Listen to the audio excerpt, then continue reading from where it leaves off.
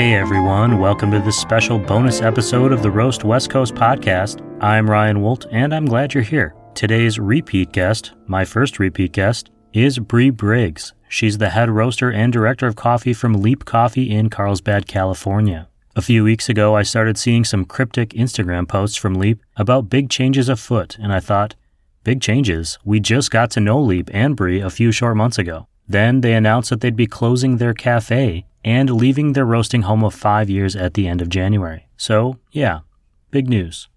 I asked if Bri would come back on the show to talk about the hows and whys behind the move, how she and her team feel about it all, and what comes next. If you happen to be listening to this show for the first time, head over to roastwestcoast.com to get caught up on all of the back episodes of this show, including the original interview with Bri. And then be sure to follow @Leap Coffee on Instagram and Facebook. And now, I'm going to grab another cup of coffee. Here is the special bonus episode of Roast West Coast with Leap Coffee's Director of Coffee, Briggs.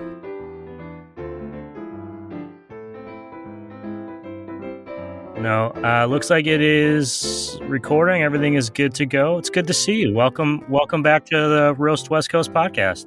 Thank you so much for having me again. Yeah, you look different. Is it the nose ring? Is that new? Oh, no, I've had that. I did my hair, or I lightened it. It's down probably too, so. You're just living life today. Guess just living life today, you know? I know when my wife's hair is down, like things are about to get nutty. I think especially, I've worked in food service for so long. You just, as a woman, your hair can never be down if you're anywhere near anything that's serving anyone. So otherwise, hair just goes everywhere. But I'm at home today, so it's kind of nice. It's been almost 3 months since we originally spoke, and a lot has changed since then. There was an announcement made recently that Leap would be closing their cafe on Palmer Way in Carlsbad. You'd been there for like 5 years, I think. Mm-hmm. And the last day was just Sunday, just like 2 days ago, right? Mm-hmm. So how are you feeling today? I almost feel bad like talking to you. I feel like it's like an athlete who just lost the Super Bowl or something. And I'm like, how do you feel today? But how is that emotion of that last day? And what does today feel like? The last 2 weeks, I guess, I would say 2-3 weeks have certainly been kind of an emotional up and down for me, for everyone. We initially had different plans with what we were going to do with the shop. Our landlords came to us when our lease was up for renewal and tried to raise our rent about 40%, which under normal circumstances, that would be astronomical, but especially during a pandemic when every small business is suffering, everyone is suffering. It was just kind of like, are you kidding me? How can you do this to us? So we had tried to make accommodations. Prager Brothers is our next door neighbor, and they were going to take over our space because they've been growing and expanding so much that they needed additional baking and production and warehouse space. And they hadn't in any malicious way tried to take our space from us. Our landlords had offered it to them once they had basically decided that we weren't a good investment to stay there anymore. And Clinton Prager came to us and said, hey, can we work something out? We don't want you guys to leave. We love you guys.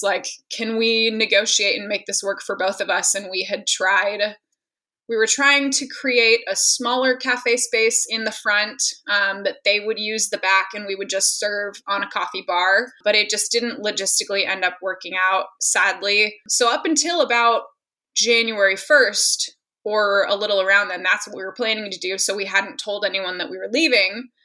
We had maybe hinted that some construction was going to be happening, some changes would take place. But then all of a sudden it kind of exploded and we were like, well, we have to be out by the end of the month.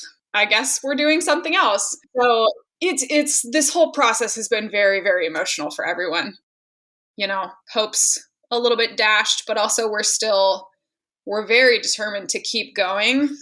Brandy, the owner, is by no means done with Leap. None of us on the team are done. So we very quickly regrouped and we found a new home for our roastery actually in Escondido.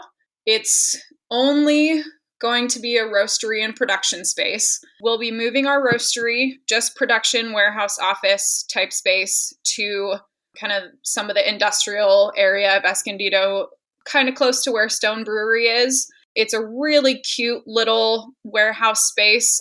The building has gone through a bunch of renovations. The new landlords are really wonderful people. And it's kind of exciting to be able to start fresh and build something out that's going to be hopefully our space for years and years to come. And it's big enough that if we continue to grow and we need a larger roaster, we can do that.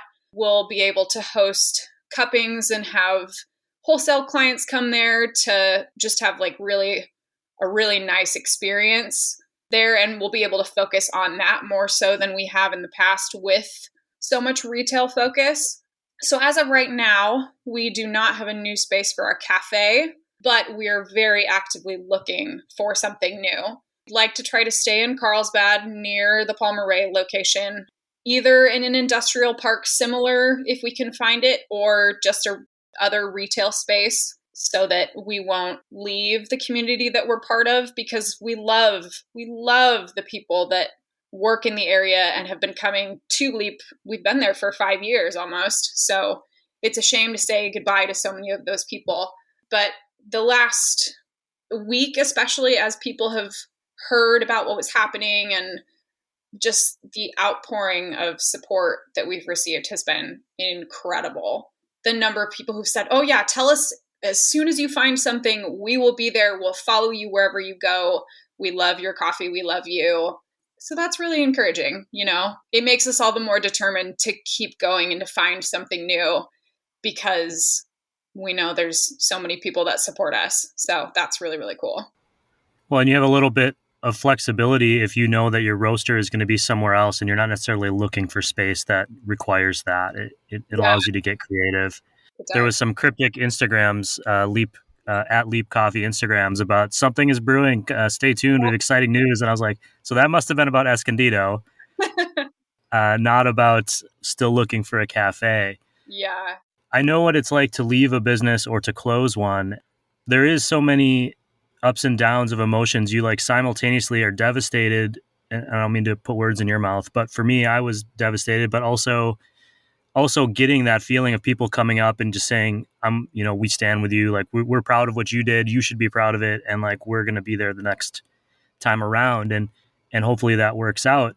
As a team, there's kind of I don't mean to keep going back to sports analogies, but I'm a Green Bay Packer fan and they just got kicked out. So I kind of am feeling this a little more right now. But with the closing of the retail cafe, there's kind of a moment, and the pandemic has already forced this on people, but this team may not look the same when you come back around, and the relationships will be a little different if, say, you're roasting in Escondido and they're working in the cafe. Have you guys talked about that at all, or has there been time to even think about how that revamped team might look?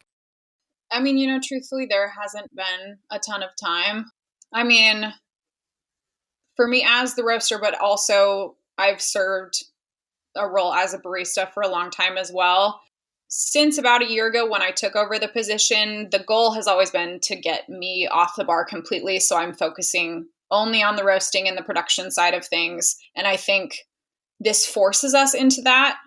We can't, because we have two separate spaces, or we will have two separate spaces. So for me, that's kind of nice because it gives me, obviously there are multiple jobs under the roaster and director of coffee hat, but it at least gives me one less thing to focus on, I guess. Our manager, Maddie, is also going to be stepping in as my roaster assistant to help with some of the production side of things. And then once we have that new cafe space, to act like as a liaison between the cafe and the roastery to, make ordering and transition easier between taking coffee from one space to another. We'll certainly have to evaluate how we continue to expand our staff as it's needed. But I think the great thing about the people that we have on our team right now is that they're all just really excited to be part of Leap and part of Leap's story, however that may be. So I guess as an example, now that we're closed, we've closed our kitchen. We used to have, breakfast, lunch, snacks, all that kind of stuff. And we've kind of decided that in searching for a new retail, we'll probably downsize that even more. So we may only have pastries or some small breakfast things. Obviously that'll be finalized once we know what things look like. But our head chef is totally ready to learn how to be a barista too. She also bakes all of our pastries, so she'll continue to do that.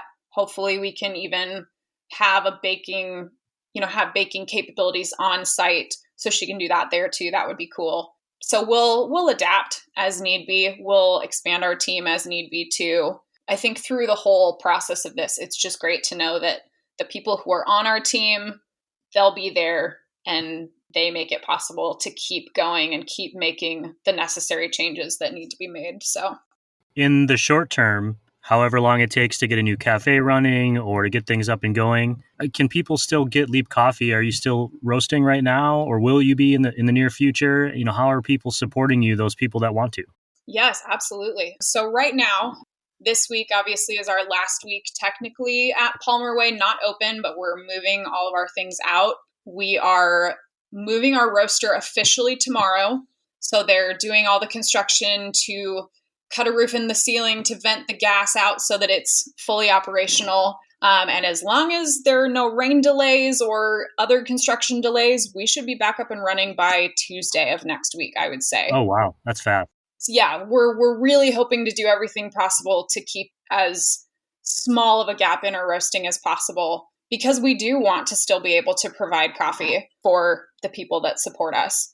And, even lately we've been getting a lot more wholesale inquiries, which that's really exciting because that's something we can continue doing that we don't really need a retail space for as long as we have a production space. So Leap Coffee will still be out there, and our website is still operational so people can order coffee. And obviously if they order it this week while we're not operational, they won't ship until we are.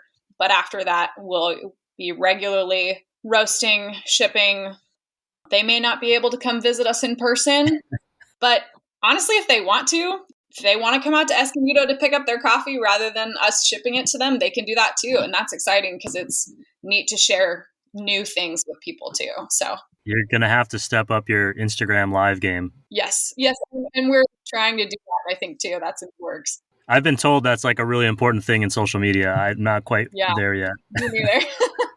I've decided I have to make choices on like what I'm willing to do on social media and just commit to those and say, okay, TikTok's going to pass me by, and that's okay. I'm fine with that. Me too. This closing of the Palmer Way location and this kind of forced change sounds more like a real estate thing where I actually come from a commercial real estate background. So when you said that 40% increase, I kind of knew right away that's like a hey, I know they're not going to do this sort of offer. That's kind of how we felt. I mean, obviously I have no real estate knowledge. I'm just conveying what was conveyed to me, like from the owner, but she also actually comes from a commercial real estate background.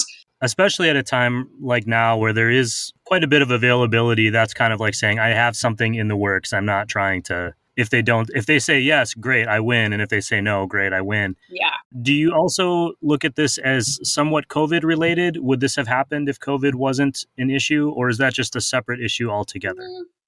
I'm honestly, I'm not completely sure. One of the things that we were really shocked by in this process is they blatantly told us, we don't think you're going to survive this pandemic, so we don't think you're a good investment. So obviously they wouldn't have said that had a pandemic not existed, but I think they still might have tried to increase our rent since our lease was up for renewal, and it would have been up for renewal no matter what. I think this pandemic has made things more challenging, but in some ways it felt like maybe it was inevitable. Sure. No matter what. There's another side of this too, from the real estate side. If you're the landlord going, well, I have an opportunity and times are tough, I have to make these decisions. Yeah, absolutely. What I think a lot of people, I'm not going to get too far into this, but like with politics too, like people forget at the other side of these stimulus bills or these packages, there's actually people there. Right. And coffee is inherently a people-based industry at all levels. Anything else that you wanted to kind of talk about today, just about Leap or about what's happening, in your world? I mean, I think as far as Leap goes, obviously we're in an intense transition period, but I think the point we just want to continue to hammer across to the people that know who we are and love us, or to people who've never heard of us but might be interested, like, we're not going anywhere.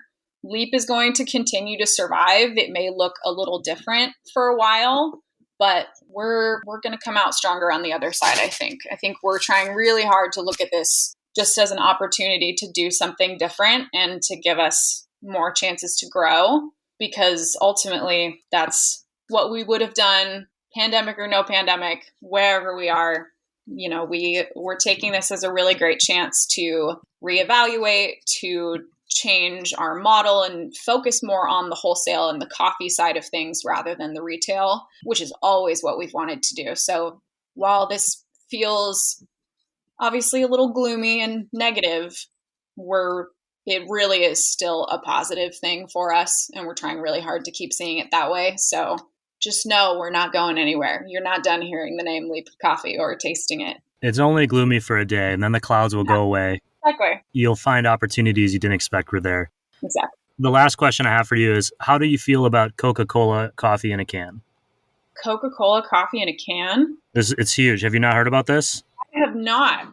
This tells you how much I pay attention to Google and the internet. Coca-Cola has announced that they are making Coke mixed with coffee in a can, which you can now buy at your local gas station. Wow. Interesting. It starts off tasting like Coke and it finishes like a coffee. Okay. I can't say I'll be drinking it because I don't like Coke to begin with, but for, every coffee outlet serves a very specific market, whether it's specialty coffee, whether it's Starbucks, whether it's gas station coffee or Coca-Cola coffee in a can. Clearly they feel like it's worth it and someone wants it, so those people will buy it. That was very generous of you. Bree, I really appreciate you kind of following up with me on this bonus episode and keep us informed and let me know when things are ready to go and we can start ordering coffees. Thanks, Ryan. We absolutely will.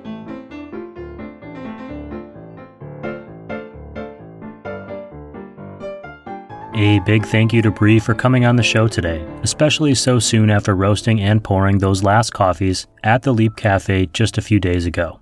We'll be sure to keep you informed about all the updates coming from the new roastery and the future home of the Leap Cafe at roastwestcoast.com. Sign up for the newsletter to make sure you don't miss any episodes or coffee news. Thank you all for listening to this episode and all of the episodes of Roast West Coast. If you enjoyed this show and you want to share it with a coffee-loving friend, just let them know they can search for Roast West Coast on any major podcasting platform, including Apple Podcasts and Spotify. And if you are listening on Apple Podcasts, I'd ask you to please consider leaving a rating and review. It really helps listeners find a new show like this one. Thank you for helping us spread the word by sharing the Roast West Coast podcast. You can tag at One Wildlife Co. on Facebook, Instagram, or Twitter, so I can find you too. Links are in this show's notes. Finally, if you find yourself desiring some good coffee, please support your local coffee roaster and your local coffee shop. This episode of the Roast West Coast podcast was produced and recorded by me, Ryan Wolt. I hope this show finds you happy, healthy, and with at least enough sanity to make it through the day. And, as always, be sure to drink good coffee.